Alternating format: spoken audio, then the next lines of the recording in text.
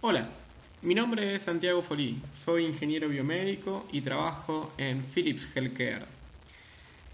En los últimos 3 años he trabajado con resonancia magnética.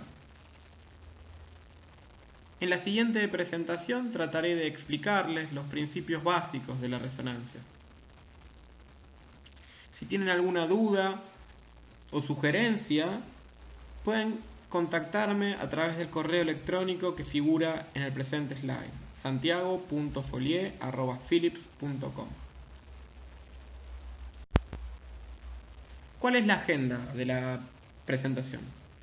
Veremos al comienzo una muy breve reseña histórica, luego pasaremos por los principios físicos de la resonancia, hablaremos brevemente de los componentes básicos de un equipo y por último hablaremos de la teoría de la formación de la imagen.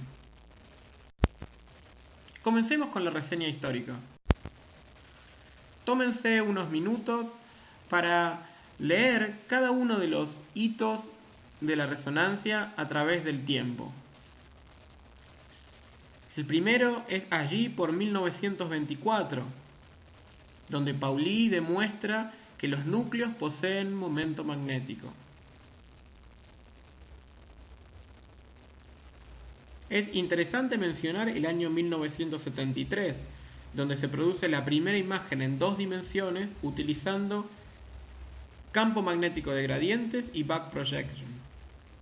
También es en ese año donde se utiliza por primera vez phase encoding y transformada de Fourier para la reconstrucción de la imagen, metodologías que se siguen utilizando al tiempo de hoy.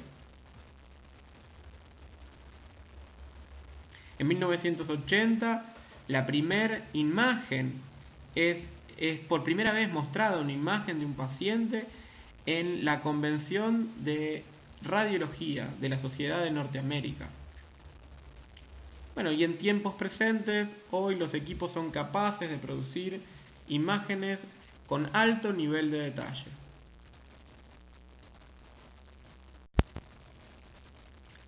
Pasemos a los principios físicos de la resonancia. Como todos saben, el centro de todos los átomos es el núcleo. Todos los núcleos con masa atómica impar o número atómico impar poseen un momento magnético. Es decir, se comportan como dipolos magnéticos, como pequeños imanes. Podemos entenderlos como vectores. Ahora, en las condiciones normales, dichos vectores o dipolos están orientados aleatoriamente. Ahora, si aplico un campo magnético,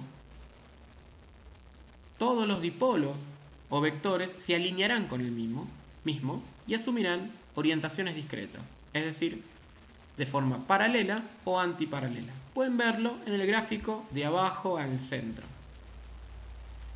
El gráfico de la derecha abajo muestra cómo es el efecto sobre los protones de hidrógeno, que son los de nuestro interés en la resonancia magnética, en el cuerpo humano cuando aplicamos un campo magnético fuerte. Como pueden ver, están todos completamente alineados con el campo, algunos en orientación paralela y otros en antiparalela. Ahora, la orientación de los momentos con el campo B0 no es perfecta. Los spin rotarán alrededor del eje B0 con una frecuencia precisa, es decir, estarán girando alrededor, rotando alrededor del eje del campo aplicado a una determinada frecuencia. Dicha frecuencia tiene una fórmula que la describe. ¿Cómo es la fórmula? Dice que la frecuencia, que se llama frecuencia del Larmor, es igual a la constante giromagnética dividido 2pi y multiplicado por el campo magnético aplicado. Si pensamos en el hidrógeno y aplicamos el campo aplicado es un campo de 1 Tesla, tendremos una frecuencia del Larmor o frecuencia de precesión de 42.6 MHz.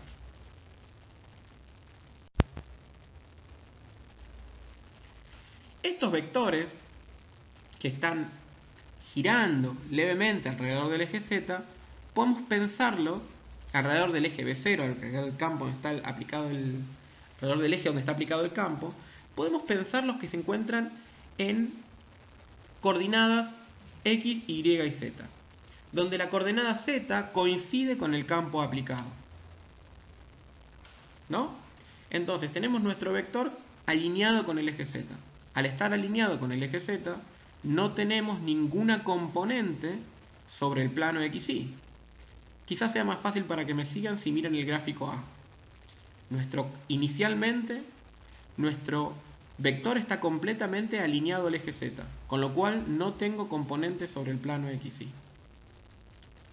Lo curioso es que para que yo pueda medir información, para que yo pueda captar energía de dicho vector, solo puedo captar aquello que esté sobre el plano XY. Entonces, en esta situación inicial, en donde mis vectores están alineados con el campo B0, es decir, están alineados con el eje Z, no tengo componentes sobre el plano XY, por ende no tengo nada para medir. ¿Qué necesito? Necesito deflectar dichos vectores, necesito acostarlos sobre el plano XY. Para hacer eso, se descubrió que si se aplica un pulso de radiofrecuencia, cuya frecuencia sea igual a la frecuencia de rotación de dicho vector, es decir, a la frecuencia del árbol, el vector absorberá dicha energía y la utilizará para deflectarse, para girarse un cierto grado. Si nuestro pulso de radiofrecuencia tiene la duración y la energía necesaria, lograré que se deflecte 90 grados, que se acueste completamente sobre el plano XY. El siguiente slide ejemplifica y muestra quizás más claro lo que les estaba explicando. En la situación inicial, a la izquierda, tenemos nuestro vector completamente alineado con B0. Aplico un pulso de radiofrecuencia cuya duración y energía es la suficiente como para deflectarlo, como para girarlo 90 grados, y lo tengo completamente acostado sobre el plano XY. Los gráficos A y B vuelven a mostrar lo mismo. Inicialmente, completamente sobre B0, alineado con B0, sobre el eje Z. No tengo componentes sobre el plano XY. En el gráfico B, aplico un pulso de radiofrecuencia que hace que se deflecte un cierto grado, y al deflectarse en cierto grado, paso a así tener una componente sobre el plano XY llamada MXY, y claro, una componente sobre el eje Z llamada MZ. M es el vector en cuestión. Como les dije anteriormente y repito, solo la componente en el plano XY puede detectarse. Y por supuesto, la máxima señal se dará cuando la deflexión es de 90 grados. Es decir, cuando tengo mi vector completamente acostado sobre el plano XY. Ahora, cuando el pulso de radiofrecuencia termina, mis vectores, mis dipolos magnéticos, van a volver a alinearse con el campo original. Es decir, toda la energía captada se perderá y volverán a alinearse con el campo.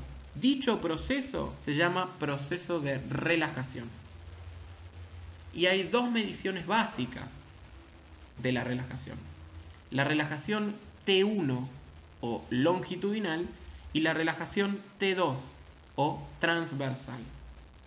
Ambos procesos ocurren en simultáneo, pero son completamente independientes.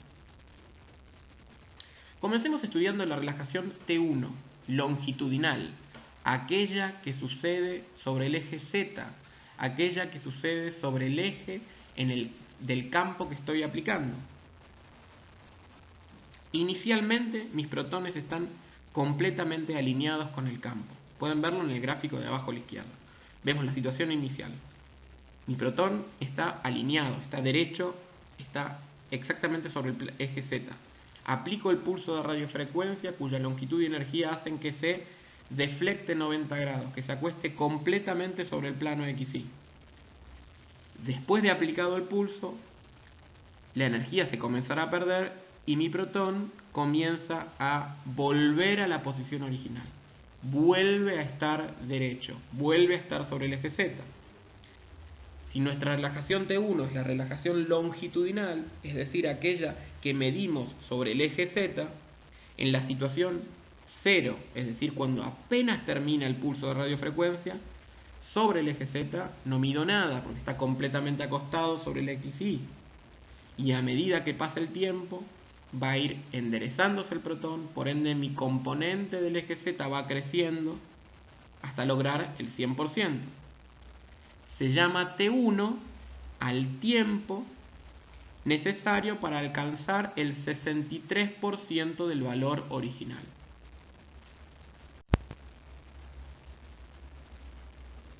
Aquí pueden ver distintas gráficas del T1 para distintos tejidos. Y en la tabla de arriba a la derecha hay algunos tiempos T1 para diferentes campos magnéticos.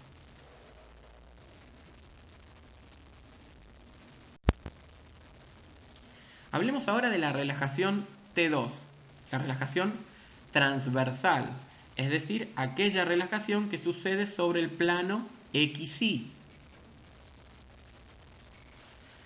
Inmediatamente después del pulso, la contribución magnética de cada protón apunta en la misma dirección. Si vemos el gráfico que tenemos en este slide, es la situación original, es la situación in phase o en fase. Es decir, todos mis átomos, todos mis vectorcitos están completamente alineados. Ahora,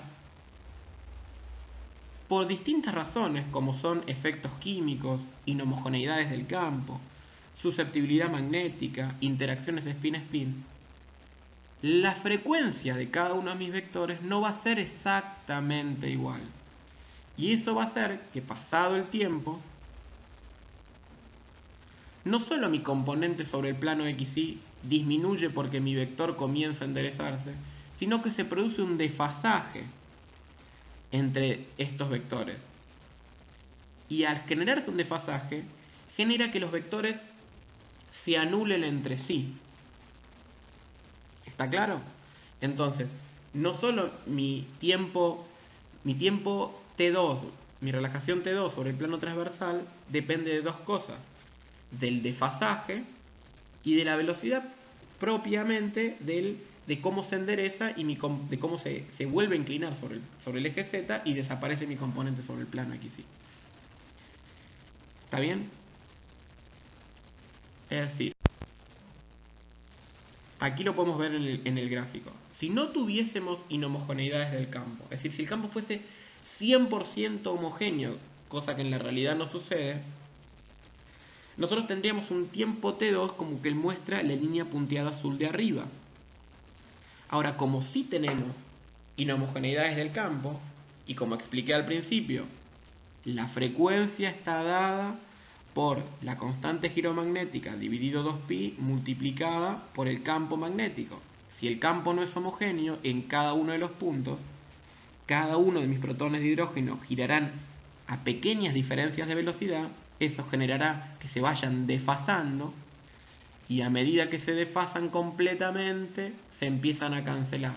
Entonces hay un tiempo T2 conocido como T2 estrella, que es aquel que está dado no solo por las interacciones spin-spin, sino también por las inhomogeneidades del campo. Entonces, resumiendo, tenemos un tiempo T2 estrella, que es aquel que es el de la línea roja, es el línea que vemos aquí, la punteada más pequeña, es un tiempo muy corto, el T2 estrella, que está dado por la interacción spin-spin y las inhomogeneidades del campo. Y el T2, que es aquel que solo está dado por la interacción spin-spin. ¿Cómo podemos medir el tiempo T2 si en la realidad solo tenemos el T2 estrella? La respuesta es esto que les estoy mostrando ahora.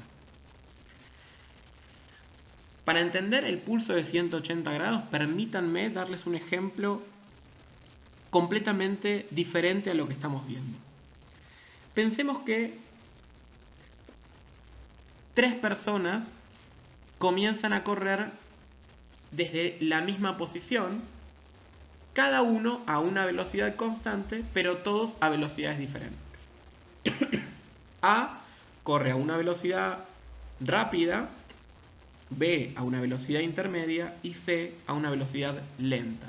Todos a velocidad constante. Corren durante el espacio de 10 segundos. Luego de 10 segundos, A está mucho más adelante que B está mucho más adelante que C. ¿Es claro? Ahora, si pasados 10 segundos los hago girar a los tres 180 grados, es decir, se dan completamente vuelta y corren en la dirección opuesta a la misma velocidad que venían, pasados nuevamente 10 segundos, van a volver a estar en la posición original. ¿Es claro? A velocidad constante, al mismo tiempo, el espacio recorrido va a ser el mismo. Con lo cual, C quizás hizo pocos metros, pero con su velocidad va a volver a recuperar esos pocos metros. B hizo un poco más, pero al mismo tiempo va a recuperar esa misma cantidad. Y lo mismo C. Y lo mismo A. Entonces, el gráfico de arriba a la izquierda explica el pulso de 180 de la manera que sucede. Inicialmente, mi protón está alineado, todos mis protones están alineados con el eje Z. Aplico un pulso de 90 grados que los deflecta 90 grados y lo tengo completamente acostado, que los tengo a todos completamente acostados sobre el plano XY. Comienza el desfasaje producto de las inhomogeneidades. Se siguen desfasando. Ahora aplico un pulso de 180 grados que los hace girar para el otro lado. Y ahora el más rápido está al fondo y el más lento está delante de todo. Cuando pase el doble de tiempo, van a volver a estar completamente en fase. Al estar completamente en fase, yo tengo mi señal máxima y puedo volver a medir, como muestra el gráfico que está inmediatamente debajo. Primero aparece T2 estrella, aplico un pulso de 180 y luego un primer eco donde vuelvo a poder medir T2. Puedo aplicar otro pulso de 180 y volver a medir T2. Y así sucesivamente. Mi limitante es el tiempo T2. Una vez que ya no tenga ninguna componente sobre el plano XY, ya no tiene ningún sentido estar aplicando pulsos de 180 para estar volviendo a ponerlos en fase. No se preocupen. En el siguiente slide les mostraré un video que muestra esto que les estoy explicando. Antes de pasar ese slide, a la derecha pueden ver distintas curvas de T2 para distintos tejidos y una imagen basada en T2. Vayamos al video que están desfasándose. Aplico el pulso de 180 grados y vuelven a estar en fase y tengo nuevamente una oportunidad de medir T2. Perfecto, espero hayan podido comprender hasta aquí qué es el tiempo T1, qué es el tiempo T2, para qué se utiliza el pulso de radiofrecuencia y demás. Ahora, permítanme explicarles brevemente los componentes básicos de un equipo de resonancia magnética. Veamos el gráfico de la derecha. Trataré de no ser extremadamente técnico y ser lo más descriptivo posible para que ustedes puedan comprender cómo funciona en líneas generales un resonador. Tenemos tres cuartos. Un cuarto de examen, donde se encuentra el paciente. Un cuarto del operador, donde se encuentra la computadora y el técnico que realiza el estudio. Y un cuarto técnico, donde se encuentra la mayor parte de la electrónica. Comencemos con el cuarto de examen, donde se encuentra el paciente. Dijimos recién en los principios físicos que necesitamos aplicar un campo magnético potente sobre mis átomos de hidrógeno para que dichos átomos de hidrógeno se alineen con el campo y después yo aplique el pulso de radiofrecuencia y demás. ¿No? Entonces, el campo magnético está dado por el magneto, que es lo que aquí figura en celeste. Hay distintos tipos de magnetos. Hay magnetos resistivos, hay magnetos permanentes, hay magnetos superconductivos. Hoy, la mayor parte de los equipos tienen magnetos superconductivos. Es decir, una bobina por la que circula una corriente muy grande. Sabemos por principios físicos que si una bobina por la que circula una corriente genera un campo magnético en el centro. A mayor corriente, mayor será el campo magnético generado. ¿Está claro? Es decir, pero si está circulando corriente por una bobina, tendré mucha disipación de calor y también tendré que estar alimentando dicha bobina constantemente. Sin embargo, si el material es superconductivo, implica que no le genera resistencia a la corriente. Y esa corriente estará allí indefinidamente. No tengo que estar alimentándola, porque al no haber resistencia, quedará presa de la bobina in eternum. Las condiciones de superconductividad se dan en determinadas condiciones de temperatura y presión. Veremos luego en el siguiente slide, dedicado exclusivamente a los magnetos, cómo funciona esto. Ahora, además del campo magnético generado por el magneto, puedo generar diferenciales de campo, es decir, puedo adicionar el campo magnético en cualquier dirección. Esto me será muy útil a la hora de la formación de la imagen, que veremos luego, más adelante. Las encargadas de generar estos diferenciales de campo son las bobinas de gradiente. Tenemos tres bobinas de gradientes, una en cada eje, X, Y y Z, pero tengan presente que podemos utilizar las tres en simultáneo con distintas cantidades de corriente entregada, por ende con distintas cantidades de campo adicionado, y poder generar un diferencial de campo en la dirección que yo quiera, que el operador quiera. Ahora, yo les comenté que para deflectar mis átomos de hidrógeno que están alineados con el campo, necesito aplicar un pulso de radiofrecuencia de la frecuencia del Larmor. El encargado o la encargada de transmitir dicho pulso de radiofrecuencia de la frecuencia del Larmor al cuerpo de estudio es la bobina transmisora, en este gráfico en rojo. Y por otro lado, la bobina encargada de recepcionar la señal que suceda sobre el plano XY que mencionaba antes es la bobina receptora. Ahora, si me vienen siguiendo, habrán comprendido que la señal que nosotros estamos midiendo es una señal muy pequeña. Es la señal producida por los protones de hidrógeno. Entonces, yo debo estar bien cerca del cuerpo de estudio. Para ello hay bobinas dedicadas. Por ejemplo, si voy a hacerme un estudio de muñeca, conviene tener la bobina lo más cerca de la muñeca posible. Para ello hay bobinas dedicadas de muñeca. Lo mismo para tobillo, rodilla, pie, cabeza, etc. Lo último que figura en el cuarto examen es la camilla, patient support. Su único objetivo es ingresar y movimientos del paciente, y en algunos casos está el trigger, que luego veremos. En el cuarto técnico tenemos tres componentes.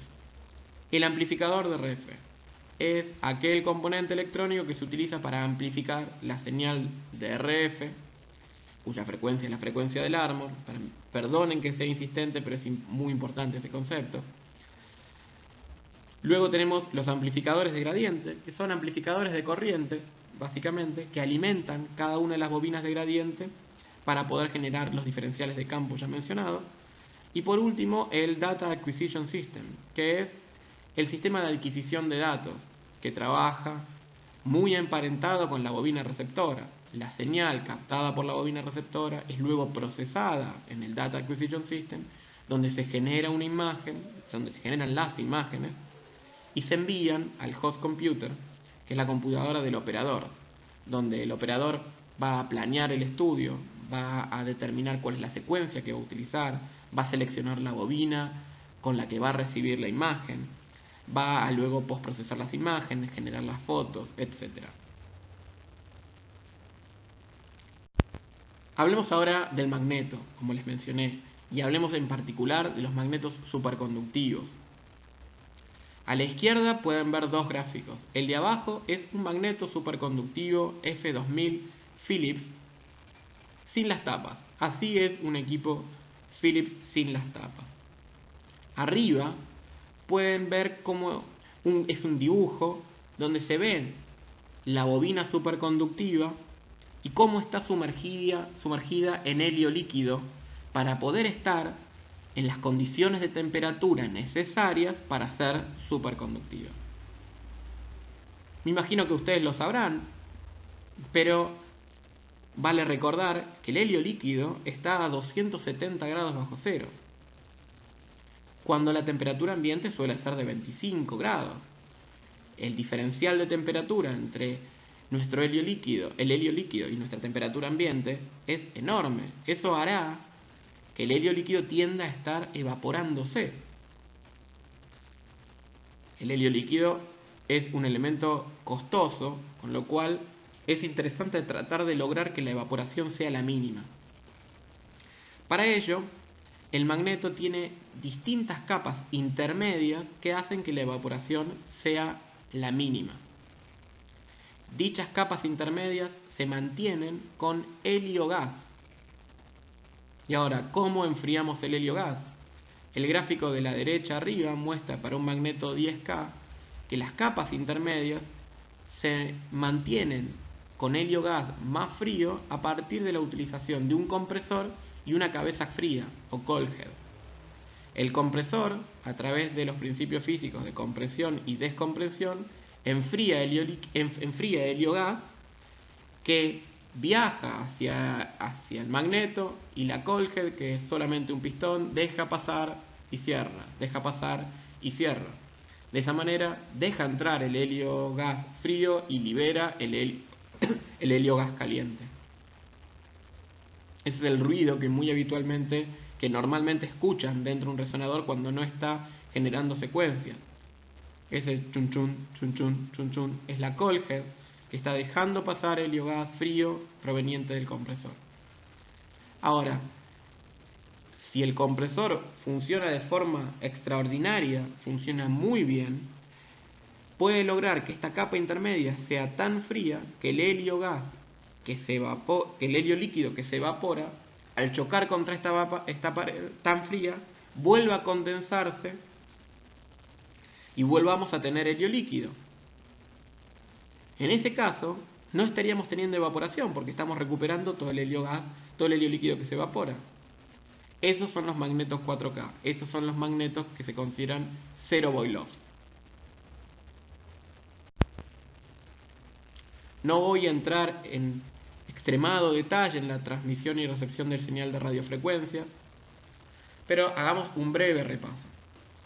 En el cuarto técnico, a la izquierda, en el Data Acquisition System, tengo la transmisora, la placa electrónica transmisora de radiofrecuencia.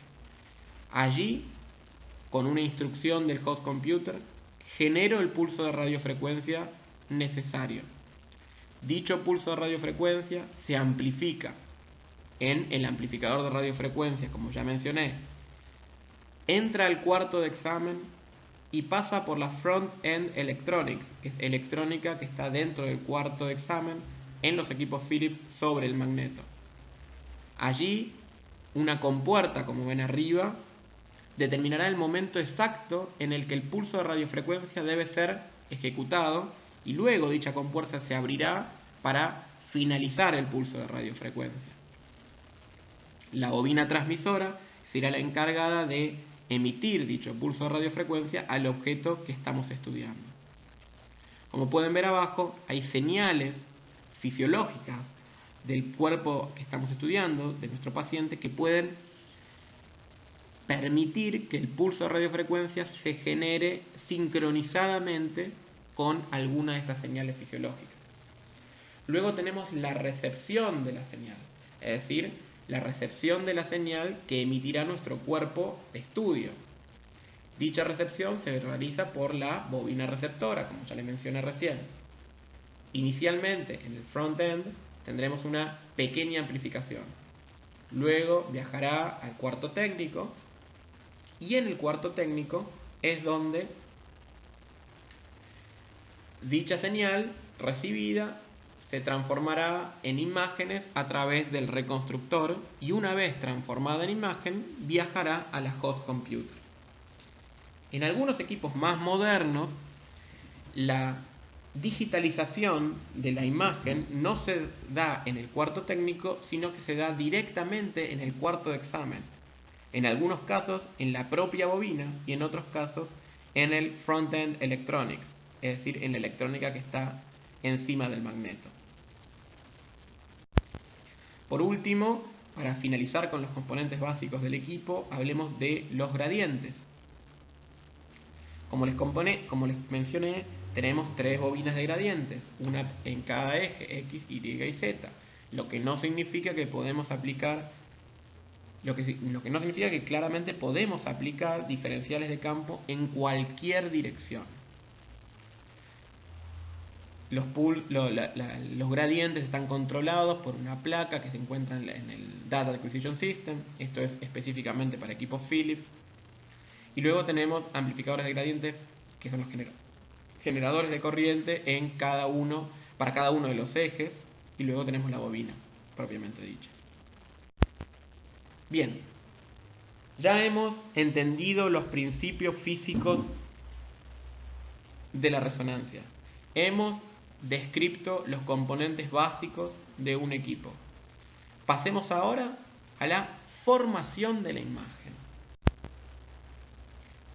Hasta aquí yo les he mencionado la deflexión del átomo de hidrógeno, del protón de nuestro hidrógeno, de nuestro vector, la energía que libera, qué es lo que medimos, el tiempo T1, el tiempo T2, pero no he hablado de la identificación de la posición espacial.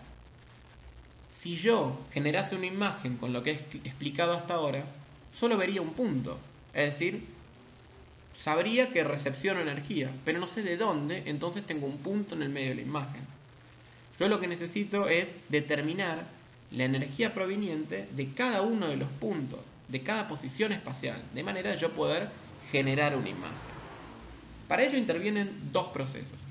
El primero se llama selección de corte, o slice selection, y el segundo se llama codificación espacial del corte seleccionado.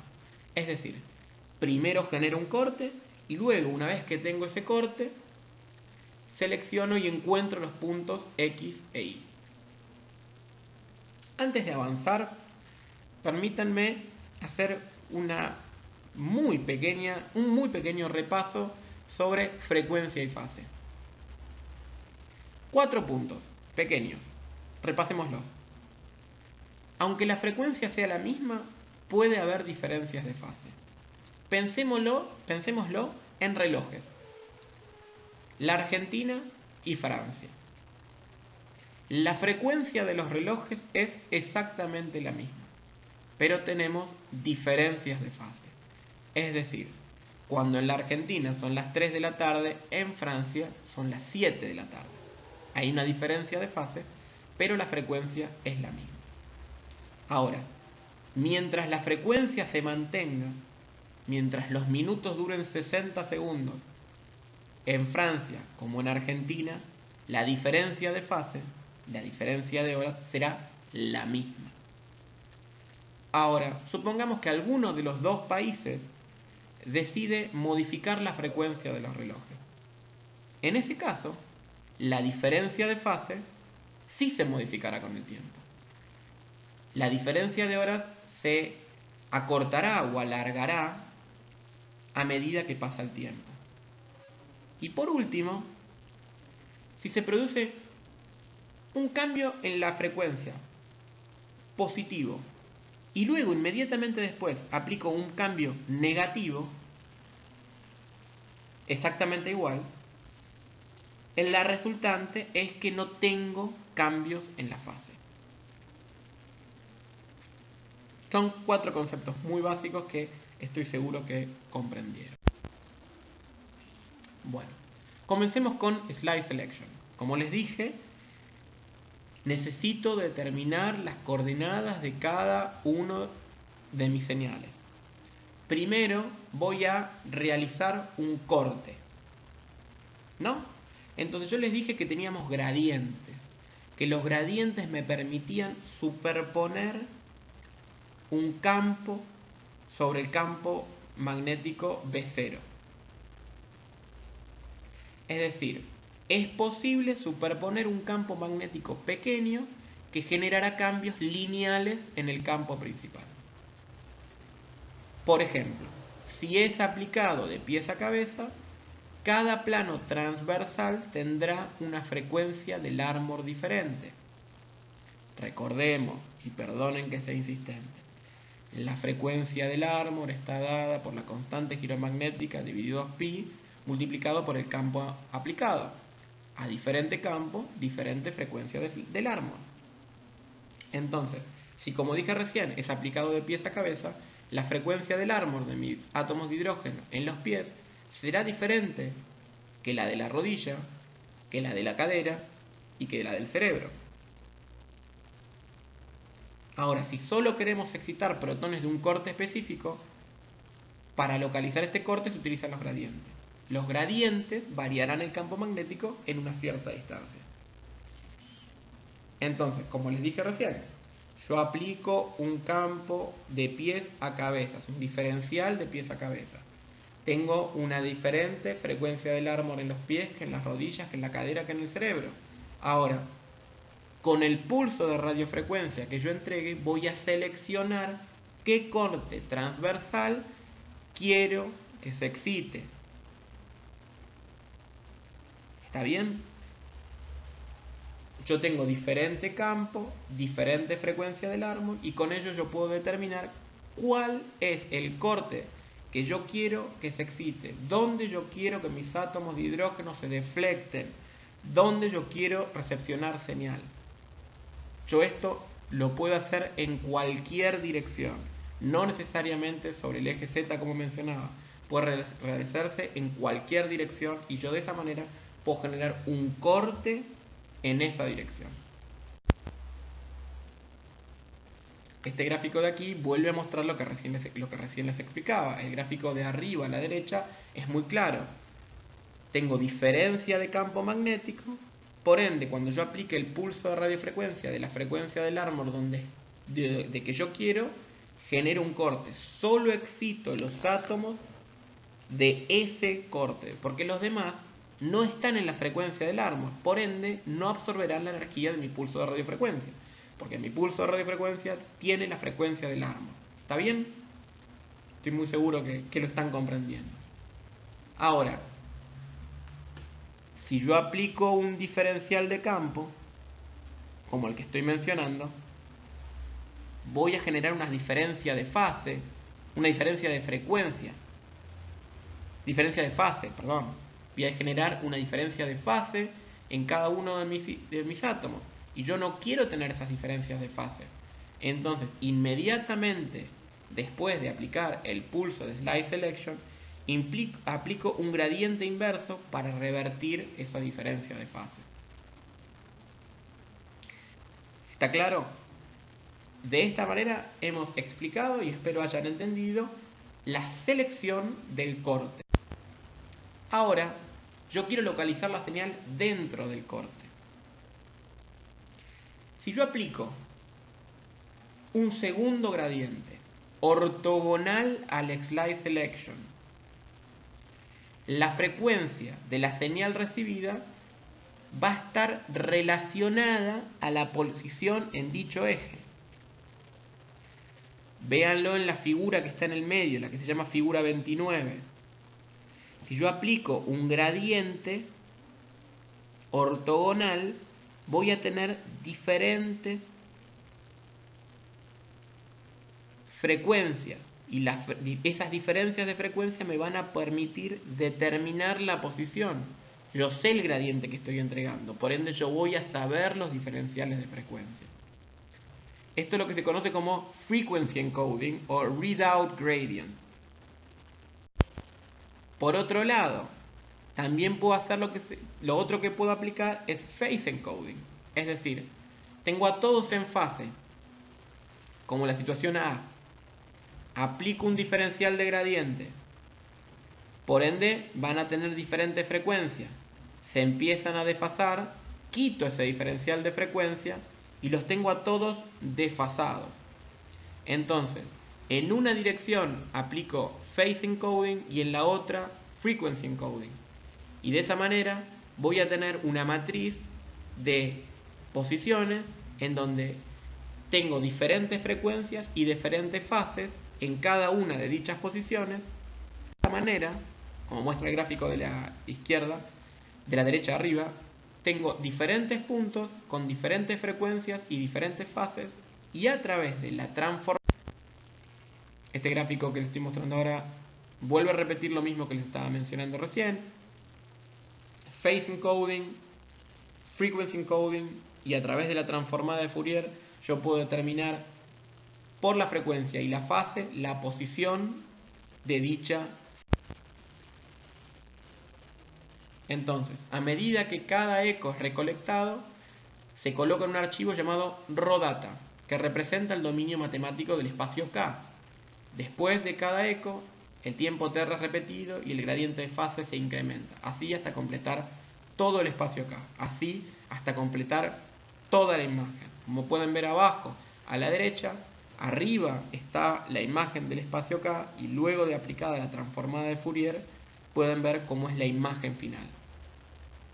Es un concepto difícil de entender, difícil de explicar. Les recomiendo repasar esta presentación varias veces, leer en detalle los gráficos en varias oportunidades para poder entender esta explicación. Por supuesto, si tienen alguna duda, no duden en escribirme al correo que ya fue mencionado. Esto muestra cómo es la reconstrucción. Una vez que todos los pasos de codificación de fases se complementan, el circuito de reconstrucción debe procesar la información para completar la matriz de la imagen. Es decir, como muestra el gráfico de abajo a la derecha, llega un dato, a través de la transformada de Fourier, yo puedo saber separar la frecuencia y fase, y por ende saber en qué posición de la matriz se encuentra.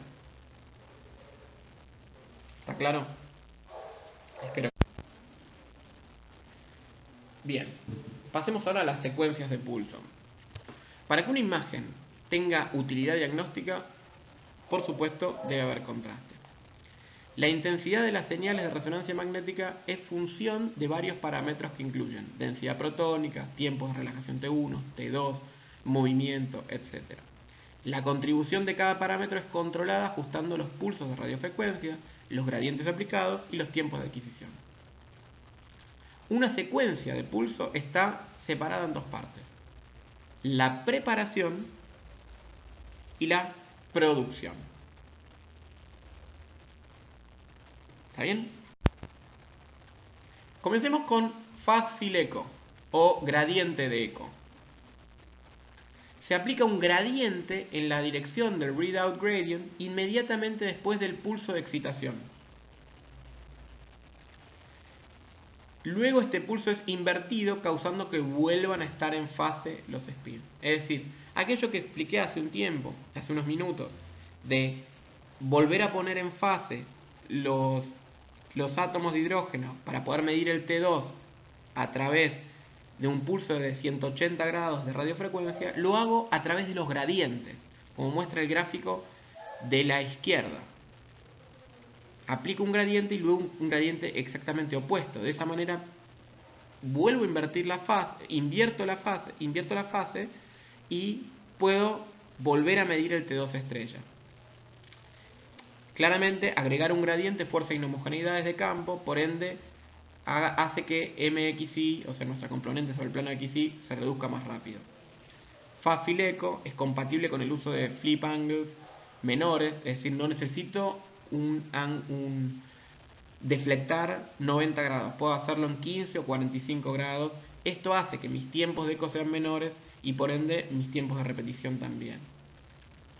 El gráfico de abajo muestra quizás más claramente lo que les estoy explicando. ¿Cuáles son las ventajas? Es simple, permite scan cortos y produce señales en T2 contrastadas, con buena señal ruido. Desventajas: es sensible a inhomogeneidades en campo, requiere un control preciso de los gradientes, ya que es a partir de gradientes donde se genera todo, y es sensible a movimientos del paciente. Spin echo. Spin echo es la secuencia que les expliqué al principio cuando hablamos de T2. Es decir, si tomo como un tiempo T2 el momento donde voy a medir, a T2 dividido 2, ahí aplico un pulso de 180 grados para poder realizar la medición. Es decir, si la medición la voy a hacer en TE, ¿no? Aplico el pulso de 180 en TE dividido 2. El tiempo entre excitación y la máxima señal es TE, que es típicamente entre 10 y 200 milisegundos. Y esto se repite NI veces con NI valores de gradiente, GI, como les venía mencionando. El tiempo entre excitaciones, es decir, el tiempo entre los distintos pulsos de 90 grados, se llama TR, o tiempo de repetición. Y típicamente va de 200 a 2000 milisegundos. En función de lo explicado recién, el tiempo total de scan es TR por NI. Es decir, si yo todo esto lo voy a hacer NI veces, y el tiempo total es TR, el tiempo total de scan es TR por NI. Ventajas: que el pulso de 180 grados permite recomponer las pérdidas de T2 estrella dadas por inhomogeneidades del campo. Desventajas: es sensible a movimientos del paciente. Estoy entregando una radiofrecuencia adicional por el pulso de radio de 180 grados. Por ende, se aplica más radiofrecuencia e implica más riesgo de quemaduras al paciente. Multislice. En una secuencia spin echo, el TR es típicamente 600 milisegundos. Pero el tiempo para realizar la excitación phase encoding toma 25 milisegundos. Como pueden verse en el gráfico de la derecha, yo tengo el pulso de 90 grados, el tiempo TE, que es donde voy a realizar la medición, y después tengo un montón de tiempo que estoy esperando que mis protones estén completamente alineados nuevamente con el campo para poder volver a aplicar un pulso de 90 grados, que es un tiempo muerto. Allí no tengo nada para hacer. Entonces, ¿qué puedo hacer? Utilizar este tiempo muerto y excitar cortes diferentes, es decir, aplicar un pulso de 90 grados a una frecuencia del Armor distinta. Entonces no voy a excitar a los átomos estos, voy a excitar los átomos de otro corte. Por eso es multislice. Hago muchos cortes al mismo tiempo. No es exactamente al mismo tiempo. Hago uno y mientras tengo el dead time de otro, aplico un pulso de radiofrecuencia para deflectar 90 grados en otro corte. Y así voy ganando tiempo, porque la diferencia es 25 milisegundos, el TE, contra 575 que tengo de dead time. Entonces allí tengo oportunidades de realizar varios cortes al mismo tiempo. Ventajas: y obtengo muchas más imágenes en el mismo espacio-tiempo. Las desventajas: crosstalk, es decir, que yo trate de conseguir slides muy cercanos y haya interacción entre los pulsos que estoy aplicando. Después tengo multi-spin echo. El pulso de 180 se utiliza para recuperar las pérdidas de T2 estrella, como ya hablamos. ¿Está bien? Pero yo puedo aplicarlo varias veces para volver a poner en fase. Obviamente, como les dije al principio, el límite es el valor natural de T2. Esto típicamente se utiliza con 2 eco, es decir, multi-spin echo. Al mismo corte le sigo aplicando pulsos de 180 grados para seguir obteniendo valores. Normalmente se hace con 2 ecos y el límite, ¿cuántos pulsos 180 puedo aplicar? El límite es el valor de T2 natural. Ventajas: puedo capturar datos para imágenes adicionales en el mismo espacio de tiempo. Desventajas: baja relación ruido para las imágenes adicionales, porque ya la señal es mucho menor. Y por supuesto, sigo aplicando muchas veces radiofrecuencia, incremento el riesgo de quemadura al paciente. Inversion Recovery. IR o Inversion Recovery explota la relajación T1, comenzando un spin echo o fácil echo con un pulso de 180 grados. Es decir, aplico inicialmente, antes de comenzar, un pulso de 180 grados, haciendo que todos mis protones estén completamente invertidos. Por eso pulso de inversión, Inversion Recovery. Como pueden ver en el gráfico de la derecha, comienzo de mucho más abajo. Por ende, mis tiempos T1 serán más largos y me permite distinguir más tejidos. Un mayor T1 permite que los tejidos con similares T1 sean más distinguibles. Me va a permitir generar mejor contraste entre tejidos con tiempo T1 parecido. Hay muchas técnicas de IR de Inversion Recovery, muchas de ellas muy conocidas, como el STIR, Short TI Inversion Recovery, FLAIR, Fluid Attenuated Inversion Recovery, SPIR, Spectral Pressure Saturation with Inversion Recovery. Pero el principio es el que les acabo de mencionar. Inicialmente se aplica un pulso de 180 grados para que comencemos apuntando para el otro lado. De esa manera mi tiempo T1 será mucho mayor y me permite distinguir entre tejidos con similares.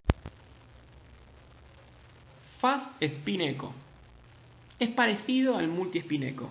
En el Multi-Spin Echo cada TR adquiere múltiples líneas, siempre con el mismo phase encoding y cada una asignada a una matriz diferente. Resultado, múltiples imágenes en un scan, cada una con un diferente constante por el tiempo TE. En este caso, usamos un solo pulso de 90 grados, seguido de múltiples de 180 grados, pero cada adquisición con un phase encoding diferente. Todas las adquisiciones van a la misma matriz. ¿Se entiende? En el anterior, en Multi-Spin Echo, voy haciendo diferentes matrices con diferentes TE. En cambio acá, hago todo en la misma matriz. Esto hace que yo pueda utilizar cada uno de los pulsos de 180 grados para seguir adquiriendo señal y reducir el tiempo de adquisición, incluso en un factor de... Bueno, eso fue todo. Esas fueron todas las secuencias que vamos a repasar. Estas son algunos gráficos, algunas fotos graciosas o no tan graciosas en realidad de accidentes. Es solo para que tengan presente que el campo magnético de un resonador es muy alto, es peligroso. Hay que tener mucho cuidado de los objetos que ingresamos. Es solo una ilustrativo de los riesgos que se corren y para que estén atentos en el caso que estén realizando una resonancia. Les agradezco mucho su atención y no duden en contactarme si tienen alguna sugerencia, alguna pregunta. Voy a estar muy contento de responderla. Muchas gracias.